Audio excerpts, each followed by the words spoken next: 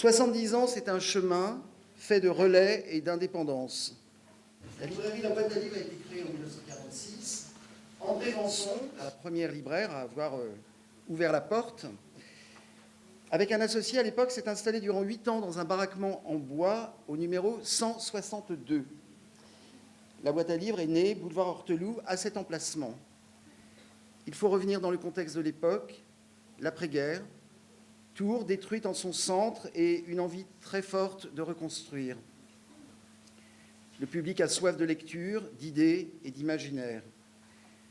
La petite librairie se construit dans le baraquement sur quelques tables et quelques rayonnages. Des liens se tissent, la librairie existe. En 1954, André Vanson investit un des premiers immeubles au 11 rue des Halles. En face, ce sont des champs et des fleurs sauvages. Le centre de la ville est en ébullition. Oui, parce que Madame Vanson me racontait qu'elle était la seule dans le quartier, quand ça s'est reconstruit, et qu'elle allait cueillir des fleurs sauvages en face. Voilà. La librairie tisse des liens avec les enseignants comme Pierre Verdier, Jean Balibar, professeur au lycée Descartes. Ces enseignants voient leurs élèves. L'université François Rabelais est en pleine évolution et de nombreux étudiants viennent à la librairie. De grandes tables recouvertes d'osier proposent les nouvelles parutions et un fonds secret. La librairie était livrée une fois par semaine. Aujourd'hui, les accros d'Internet ne peuvent pas l'imaginer. Max Ernst Calder vient dédicacer à la librairie. André Vanson prend cause pour bien des batailles. Dans les années 80, la Boîte à Livres s'est agrandie d'une autre boutique à Nantes, au 9, au 11 rue des Halles, que certains d'entre vous ont connu. Annie Kahn, qui est présente, libraire de la Boîte à Livres, est partie ouvrir la Boîte à Livres de l'étranger, qui est située aujourd'hui rue du Commerce. N'oublions pas qu'en 1981, le prix unique du livre a été imposé par la loi Lang, mais surtout par l'opiniâtreté d'un éditeur, pendant des années, Jérôme Lindon. Sans lui, voilà. Marceline Langlois-Berthelot, ma compagne, a repris le flambeau. En 1986, Marceline avait 27 ans. Elle avait appris le métier de libraire à la FNAC à Paris. Elle a appris ce qu'indépendance voulait dire. En arrivant, elle a supprimé les blouses grises que portait le personnel et commencé à repousser les murs. J'ai toujours dit que c'était une bâtisseuse. Elle a suscité les rencontres d'écrivains avec Philippe Solers, Elisabeth Badinter, Guy Vic, Zhao Wuqi et d'autres. Jusqu'en 1996, les libraires avaient des fiches, tout était noté sur papier ou dans la tête. Mais l'informatique est arrivée en 1996 et a commencé à révolutionner les recherches et les valeurs du stock. Des difficultés, il y en a eu. Nous avons résisté grâce, entre autres, à l'ADELC, Association pour le développement de la librairie de création.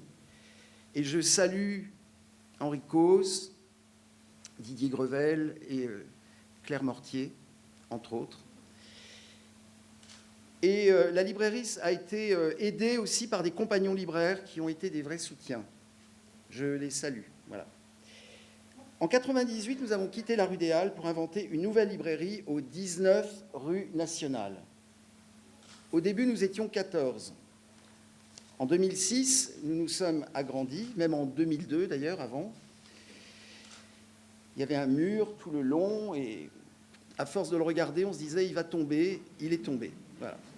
Aujourd'hui, la Boîte à Livres, c'est une équipe de 35 personnes. Dans cette équipe, une libraire responsable travaille depuis 35 ans. Je ne sais pas où elle est, Françoise. Elle a débuté avec Madame Vanson, puis avec Marceline et moi-même. Françoise Pasquier pourrait raconter un livre entier sur son expérience.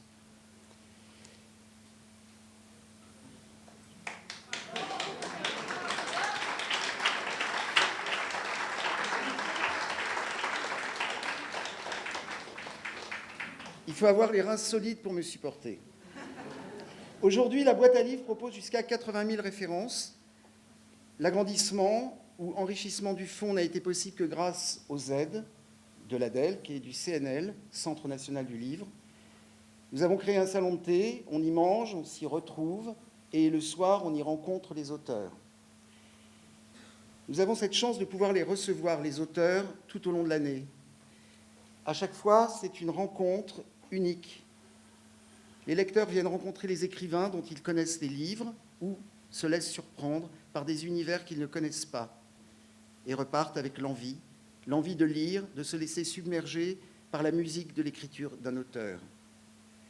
Les livres, depuis toujours, nous apportent le rythme du monde, que ce soit par les grands ou par les auteurs plus confidentiels. Il suffit d'une poésie pour chavirer. Le livre n'est jamais un produit fini puisque le lecteur se l'approprie avec son histoire à chaque lecture. La librairie, c'est un lieu ouvert à tous.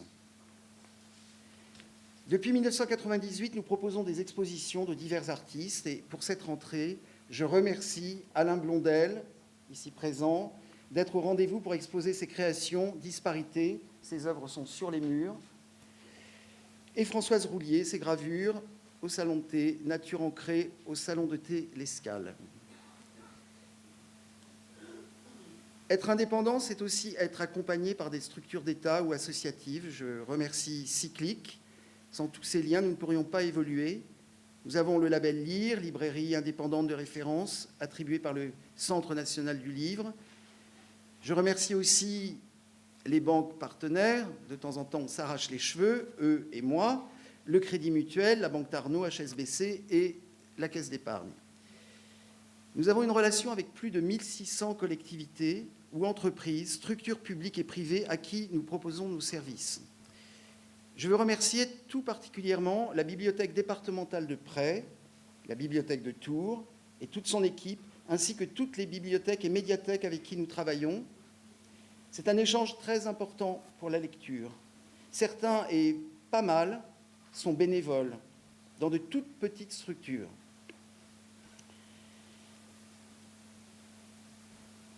L'avenir des librairies devient fragile, tant par l'économie ou la transformation imposée par Internet et le numérique. Nous nous adaptons grâce aussi à des collègues libraires qui ont su créer les bases de données et des plateformes de commande. Je pense à libraire.fr, qu'a inventé Charles Kermarek, Librairie Dialogue à Brest, et Place des libraires. Parce que je ne vous raconterai pas la galère au début des réunions entre libraires pour essayer de créer une plateforme. Et, enfin bon, voilà, ça a été une vraie catastrophe, mais on y est arrivé. À chaque proposition ou installation, il faut résister, inventer et s'adapter. Ce n'est pas facile, mais à plusieurs, nous y arrivons mieux. Outre l'ADELC, Cyclique, il y a le SLF, syndicat de la librairie française. Une librairie ne vibre pas seule. Il y a tous les acteurs, les éditeurs, les diffuseurs, les distributeurs et bien sûr les auteurs sans qui nous ne serions pas ici ce soir. Il y a tous ces auteurs qui vivent dans notre région, avec qui nous avons tissé des liens. Ils contribuent à l'évolution de la librairie française aussi. Il y a aussi les équipes commerciales avec les représentants qui sillonnent les routes et qui nous relient aussi aux autres libraires et aux écrivains. Je veux remercier les médias avec qui nous travaillons, spécialement la Nouvelle République, TV Tour, RCF, Radio Béton, RFL 101, Tourmaville, 37 degrés et Prog. 70 ans aujourd'hui, mais demain, on continue. Je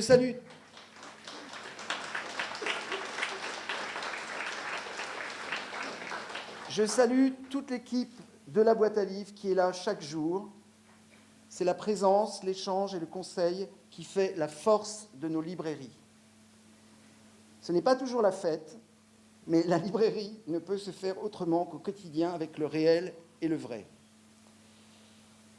La librairie va rejoindre la création du CCOD, Centre de création contemporaine Olivier Debré, à 2 pas d'ici. Nous aurons une librairie ouverte aux propositions d'Alain-Julien Laferrière et son équipe. Il y a 3 ans, nous étions réunis ici en plein travaux du tramway. Il existe, cela a changé totalement la rue nationale. De nouveaux travaux sont en cours dans le haut de la rue nationale, ils vont transformer ce quartier. N'oublions pas l'essentiel. La littérature en est une proposition. Osez lire, aimez lire. La littérature nous grandit, elle nous transforme, elle nous divertit et nous fait réfléchir aussi. On a la grande chance ce soir d'avoir une auteure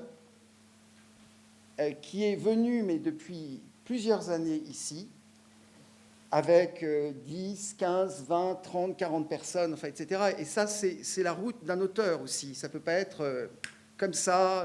Bon. Et on est là, nous sommes là, libraires aussi, pour révéler des auteurs. Donc, qu'il y ait peu de monde, c'est tant mieux. Je veux dire, on est là pour ça. Hein. Et Lydie était là il y a 3 ans. Tu avais lu un texte de Roland Barthes. Oui, voilà. Et depuis 3 ans, Lydie a reçu le prix Goncourt pour Pas pleurer. Voilà. Et avant, il y a eu les Belles âmes, il y a eu la conférence de Sinte Gabel, il y a eu BW, il y a eu enfin, plein d'autres, cette femme, voilà, entre autres. Et voilà, et Lydie vient.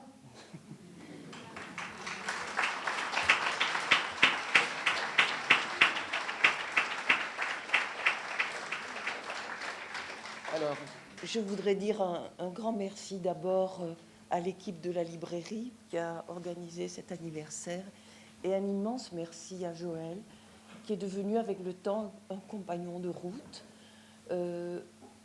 S'il est vrai qu'on écrit les livres dans la solitude, il y a des mains qui les portent ensuite, une fois le livre fini. Et parmi ces autres qui les portent, il y a tous ces gens que tu as cités et il y a des libraires, et parmi des libraires, il y en a qui deviennent des amis, comme Joël. Je vais prêcher ici des convaincus, mais je voudrais redire, par ces temps sombres, combien le simple fait d'ouvrir un livre, combien le simple fait d'interrompre le flux des pensées battues et rebattues, le simple fait de faire silence en soi, le simple fait de se mettre en retrait, constituait des gestes de résistance et j'ai presque envie de dire des gestes politiques.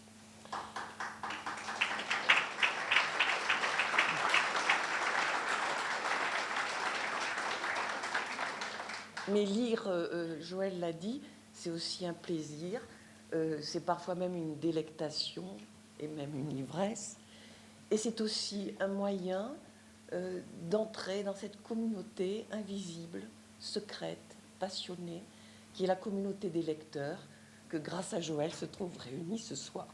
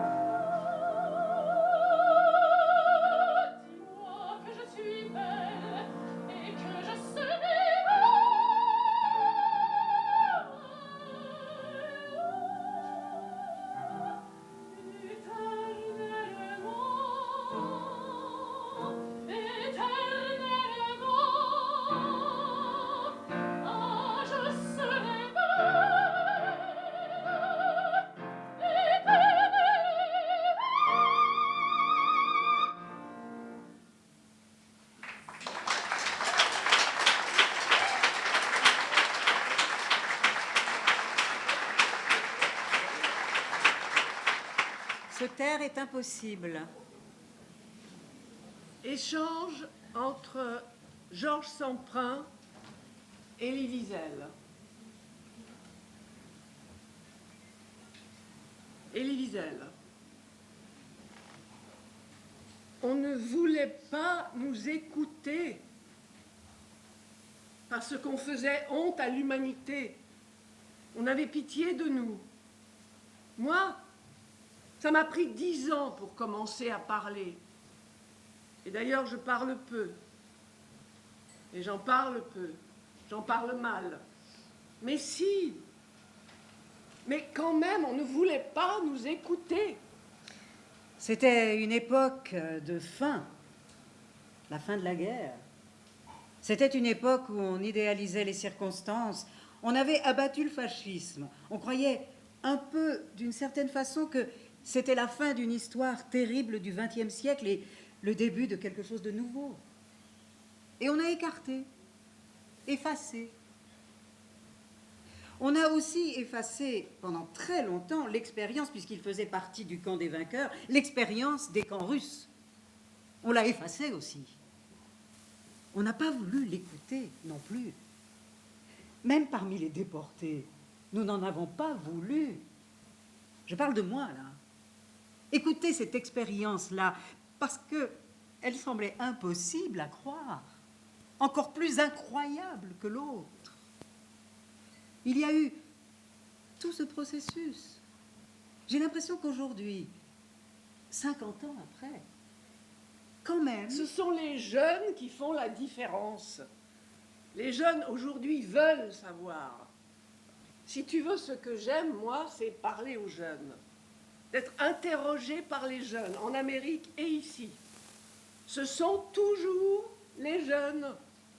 Parce qu'ils se disent que c'est leur dernière chance d'écouter